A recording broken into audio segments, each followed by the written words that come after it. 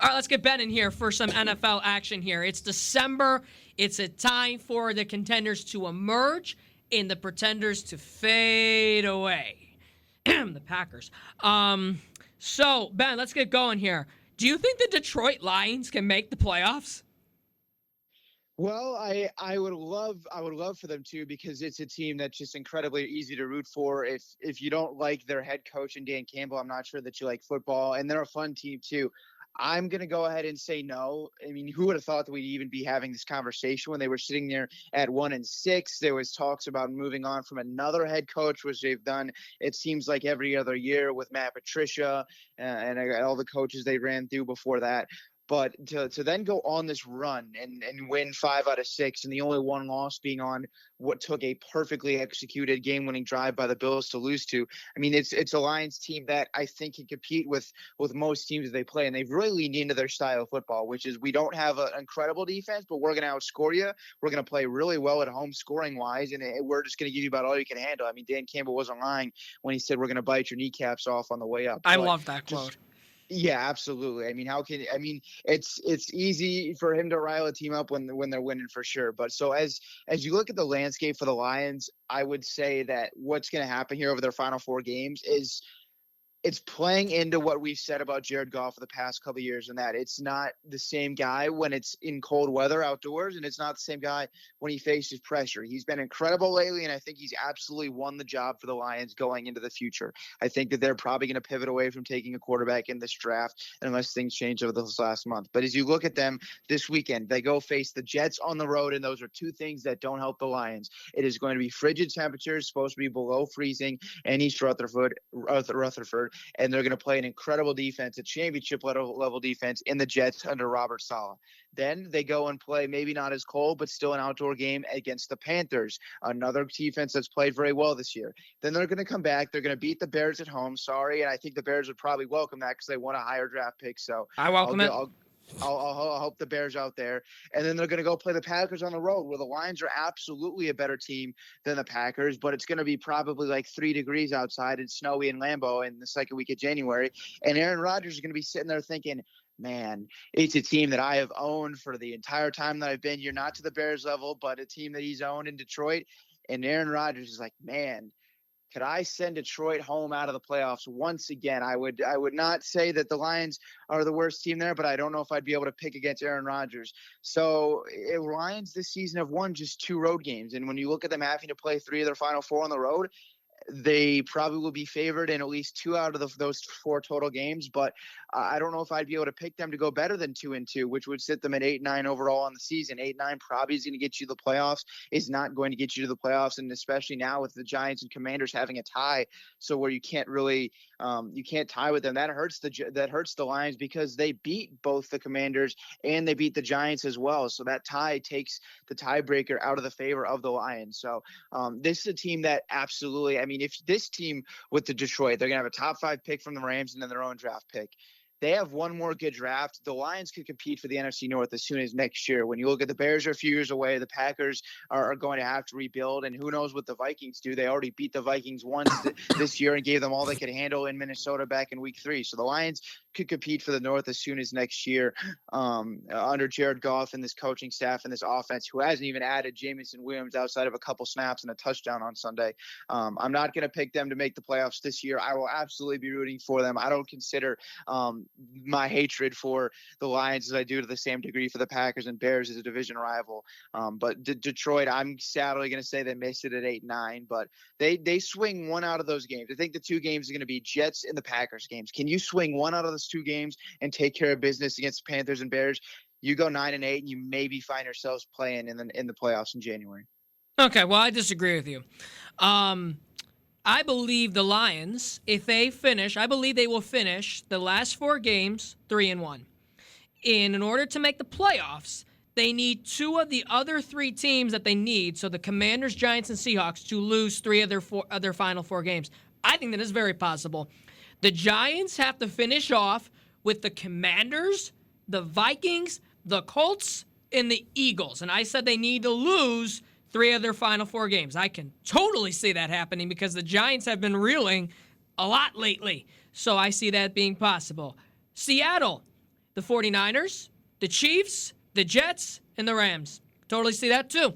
So when you take the schedule into consideration, because we take a look at this, honestly, it is very possible that they win these last couple of games. They will beat the Bears. They will beat the Packers.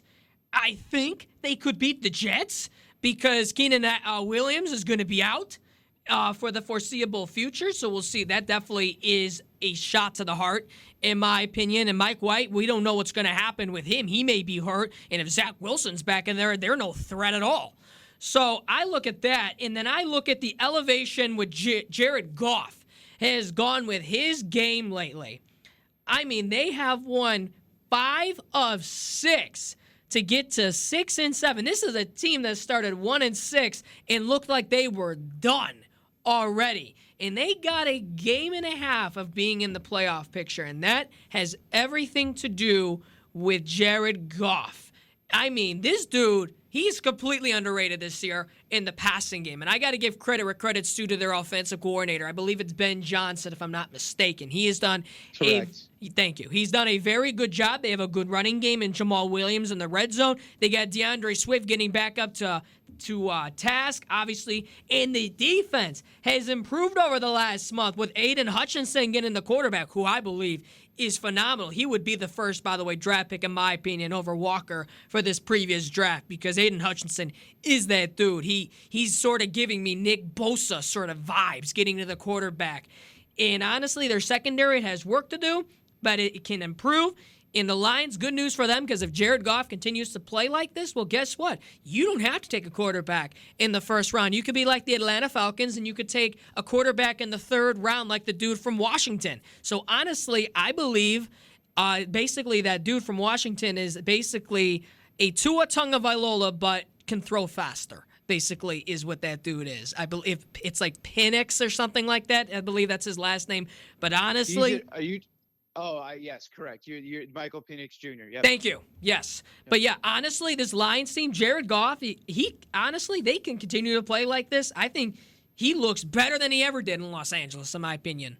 How many teams, trivia question, how many teams have made the playoffs after starting at 1-6 in the season?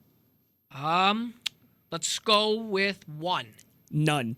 You know the first team that's going to be? The Detroit Lions. And I'll tell you why right now. And honestly, this is the biggest game coming up. Like Ben said, this is the biggest game because you just destroy... sorry, Ben. Maybe they didn't destroy your Vikings, but they played them very good. Here's the thing. They destroyed the Vikings defense. Here's the thing that worries me. The hangover game, and it's in New York, and it's going to be cold. And like you said, Ben, they can't win on the road. And yes, We'll find out. Yeah, we will find out. And I've been high on this team. I'm very fortunate enough to have a radio show, be able to go on a radio show in Detroit, Michigan on Monday nights, and I always get the privilege to talk about the Lions. So I have a lot to say. However, this is a shorter show, so I will not be saying everything. But one of the main reasons I think the Lions just have whatever they're doing is going well for them. Thank you, Pat McAfee. If anyone watched his show, he had Dan Campbell on, and Dan Campbell said the football gods are on his side. And I will tell you 2 reasons why. The first reason is they had a play where it was like 4th down or something, and Dan Campbell was telling Jared Goff, "Hey, don't run the ball," but he forgot to hold the button down, so it just said "run the ball," and they ended up getting the first down out of it, and it worked out. The second one is when Penei Sewell got the ball in the last game. Dan Campbell didn't even want that to happen. He's like, why are we throwing the ball to Penei Sewell? And it just ended up working out for him. So they've been having the ball bounce the right way. They've been doing everything they can. And I 100% agree. They can beat the Bears at home. The only worry is, obviously, like Ben said, they have 3 of the last 4 on the road, and that is very worrisome. But this team is still putting up points on points on points, and you have J-Mo, and he's going to be phenomenal for this team. He's only played in 2 games, but he's going to really show why he's such a great wide receiver in these last 4 games. He's healthy now. He's going to be great, I think.